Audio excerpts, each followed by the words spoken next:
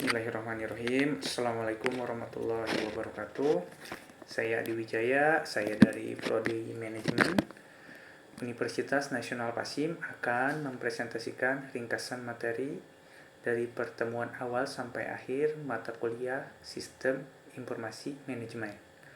Nah, untuk ringkasan yang pertama mengenai materi pertama mengenai tentang sistem informasi dengan materi pembahasannya sebagai berikut. Nah, sistem informasi merupakan seperangkat komponen yang saling terkait dalam mengumpulkan, memanipulasi, menyimpan dan menyebarluaskan data dan informasi, serta memberikan mekanisme umpan balik untuk memenuhi tujuan. Nah, tujuan sistem informasi ini memungkinkan sebuah organisasi untuk meningkatkan cara berbisnis. Nah, konsep sistem informasi itu sendiri meliputi data, informasi, dan knowledge atau pengetahuan. Nah, maksud data di sini merupakan fakta-fakta yang disusun dengan cara yang bermakna sehingga menjadi informasi. Nah, untuk faktanya sendiri adalah kumpulan fakta yang terorganisir serta memiliki nilai tambah melalui nilai fakta individu. Nah, untuk knowledge-nya atau pengetahuan adalah kesadaran dan pemahaman informasi dan cara-cara informasi yang dapat dibuat berguna untuk mendukung atau mencapai keputusan. Dan juga memiliki pengetahuan itu berarti memahami hubungan dalam informasi. Nah, mungkin itu ringkasan dari materi pertama. Nah, untuk ringkasan dari materi kedua masih sekitar tentang apa itu sistem informasi. Nah, sistem informasi sendiri adalah satu set elemen yang saling terkait atau komponen yang mengumpulkan dalam artian di-input, memanipulasi dalam artian diproses. Nah, menyimpan dan menyebarkan data dan informasi serta memberikan reaksi korektif atau mekanisme umpan balik untuk memenuhi tujuan.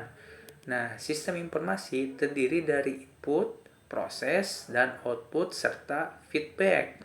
Nah, input sendiri merupakan masukan kegiatan pengumpulan dan pengambilan data mentah. Untuk proses merupakan mengolah, mengkonversi, atau mengubah data menjadi output yang berguna. Untuk output sendiri melibatkan hasil informasi yang berguna dan biasanya dalam bentuk dokumen dan laporan. Nah, untuk pengertian feedback sendiri, umpan balik dari informasi sistem yang digunakan untuk membuat perubahan untuk memasukkan atau memproses aktivasi. Nah, sistem informasi terdiri dari hardware, software, dan database. Nah, pengertian dari hardware terdiri dari peralatan komputer yang digunakan untuk melakukan input, pengolahan data, kegiatan output. Nah, untuk kegiatan output contohnya dari hardware sendiri adalah keyboard dan mouse. Nah, untuk berikutnya software. Nah, software itu terdiri dari program komputer yang mengatur pengoperasian komputer. Nah, untuk database sendiri pengertiannya adalah kumpulan fakta dan informasi yang terorganisir terdiri dari 2 atau lebih file data terkait. Nah, mungkin itu ringkasan dari materi kedua. Nah, berikutnya ringkasan dari materi ketiga, yakni mengenai e-commerce dan bisnis. Nah, sistem bisnis informasi merancang segala proses manajemen bisnis. Nah, untuk e-bisnis melibatkan transaksi bisnis yang dilakukan secara elektronik antar perusahaan dan konsumen, bisnis dan masyarakat sektor, serta konsumen dengan sektor publik. Nah, untuk e-commerce, informasi bisnis menggunakan telekomunikasi dan internet untuk melakukan banyak tugas terkait. Nah, mungkin itu ringkasan dari materi ketiga. Nah, untuk berikutnya ringkasan materi keempat mengenai sistem organisasi Nah, pengembangan sistem adalah kegiatan menciptakan atau memodifikasi sistem bisnis. Nah, dua langkah pertama dalam penyelidikan dan analisis sistem. Nah, dua langkah pertamanya itu penyelidikan dan analisis sistem. Nah, untuk tujuan investigasi sistem adalah untuk mendapatkan pemahaman yang jelas tentang masalah yang harus dipecahkan atau kesempatan untuk ditangani. Nah, sistem informasi membantu merancang produk desain, dibantu komputer dengan item manufaktur dan mengintegrasikan dengan mesin. Nah, itu saja mungkin ringkasan dari materi keempat. Nah, untuk berikutnya ringkasan dari materi kelima, yakni tentang sistem development informasi. Tentang sistem development informasi, society, bisnis, dan industri. Dengan pembahasannya sebagai berikut. Nah, tujuan dari penggunaan sistem informasi untuk menambah yang bernilai kepada organisasi sangat dipengaruhi oleh struktur organisasi, budaya, dan perubahan. Nah, karena sistem informasi begitu penting untuk membantu menurunkan biaya, meningkatkan keuntungan, dan meningkatkan pelayanan. Nah, di sini jadi kerjasama antar manajer bisnis dan IS adalah kunci untuk membuka potensi sistem baru atau memodifikasi atau dimodifikasi. Nah, mungkin itu ringkasan dari materi kelima. Nah, untuk berikutnya ringkasan materi keenam, yakni tentang organisasi sistem informasi. Nah, dengan pembahasannya sebagai berikut. Nah, struktur organisasi proyek berpusat pada produk atau layanan utama. Nah, struktur organisasi virtual mempekerjakan program, kelompok, atau unit bisnis yang lengkap di daerah geografis dan membutuhkan telekomunikasi atau internet.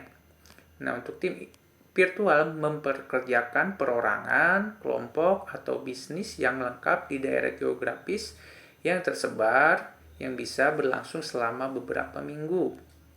Nah, untuk budaya organisasi terdiri dari pemahaman dan asumsi untuk bisnis perusahaan atau organisasi lain, mencakup kepercayaan nilai dan pendekatan umum terhadap pengambilan keputusan. Nah, untuk perubahan budaya dapat disebabkan oleh faktor internal seperti karyawan di semua tingkat atau faktor di semua tempat. Perubahan budaya dapat disebabkan oleh faktor internal seperti karyawan di semua tingkatan atau faktor eksternal di semua kegiatan yang dikerjakan oleh pesaing dan juga pemerintah. Nah, itu saja mungkin ringkasan dari materi ke-6. Selanjutnya ringkasan materi dari materi ke-7 yang masih tentang organisasi sistem informasi. Nah, di sini kita membahas masalah yang pertama, kualitas. Kualitas berarti kemampuan suatu produk termasuk layanan untuk memenuhi atau melebihi harapan pelanggan. Nah, sebuah keunggulan kompetitif maksudnya di sini signifikan dan idealnya manfaat jangka panjang untuk sebuah perusahaan di atas persaingan dan dapat menghasilkan produk berkualitas tinggi dengan layanan yang lebih baik dan biaya rendah. Nah, untuk pembahasan berikutnya, organisasi juga sering menggunakan sistem informasi untuk membantu mencapai keunggulan kompetitif. Nah, mungkin itu ringkasan dari materi ke-7. Nah, untuk selanjutnya ringkasan dari materi ke-8 yang masih tentang organisasi sistem informasi. Nah, pembahasannya di sini akan saya jelaskan. Nah, bisnis melewati setidaknya 3 tahapan.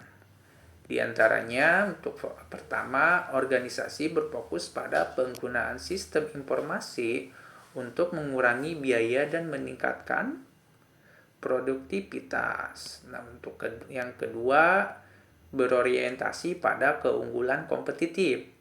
Nah, untuk yang ketiga, perusahaan mempertimbangkan baik keuntungan strategis maupun biaya. Nah, untuk sistem informasi juga menawarkan banyak karir yang menarik dan bermanfaat, membutuhkan keterampilan bisnis dan komunikasi yang ditugasi untuk mempertahankan perspektif terluas tentang tujuan organisasi untuk mengelola sumber daya informasi melalui Departemen Sistem Informasi. Nah, peran, fungsi, dan karir di sistem informasi diantaranya operasi, pengembangan sistem, dan juga dukungan. Nah, mungkin itu ringkasan dari materi ke-8. Nah, berikutnya ringkasan dari materi ke-9, yakni tentang keamanan sistem informasi. Nah, keamanan sistem informasi sangat penting sebab sistem dirancang bersifat terbuka, sikap dan pandangan pemakai, keterampilan skill keamanan yang kurang.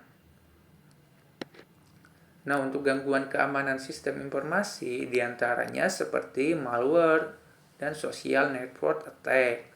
Nah, itu saja mungkin ringkasan dari materi ke-9. Nah, selanjutnya untuk ringkasan materi ke-10, yakni tentang cybercrime. Dengan materinya pembahasannya sebagai berikut. Nah, cybercrime atau kriminalitas dunia maya merupakan tindakan kriminal yang dilakukan pada teknologi internet. Nah, ini baik yang menyerang fasilitas umum maupun pribadi.